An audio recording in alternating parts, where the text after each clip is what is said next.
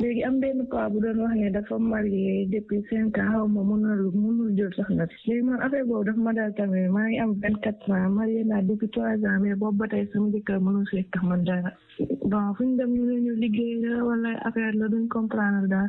mais yow sa jëkkër maanaam sa jëkkër. lan moo tax ba du yegg ci yow. ñun mënuñu comprendre affaire bi tonton Ndiaga jaaxal nañu trop léegi mu def 3 ans def na 3 ans sax peut-être le 8 kii la woon le 8. bi mu lay takk jàng nga woon. waaw. xanaa bu la tiimee du doon góor. day doon góor sax de. kon kay yegg na ci yow. yeggu si man mais affaire bi day mel ni dañ koy puusaat laa la wax. maanaam heure bu yegsee maanaam góor la day yëg boppam. waaw. mais heure boo leen tëdd yéen ñaar maanaam day mel ni dañuy puusaat awra bi. waaw mu delluwaat aussi day mel ni lu may jam voilà. ok premier jour bi moom mës naa am jabar wala mës naa am jabar. mësul am jabar de. ci yow la njëkk a sëy ndax sëy ba amoon ngeen ay problème ñu ci ànd ak ñu ci àndul. amoon na encore. ñan ñoo ci àndul woon. bëri na sama belle tante.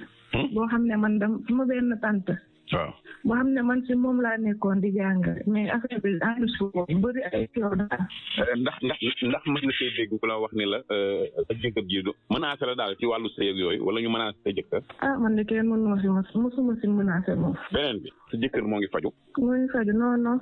yow daal yaay faju. man maay faju fu ñu dem rek ñu jox ñu ay garab ñu sangu am na boo xam ne yàggul dara 100 000 francs lañ fay mais dara.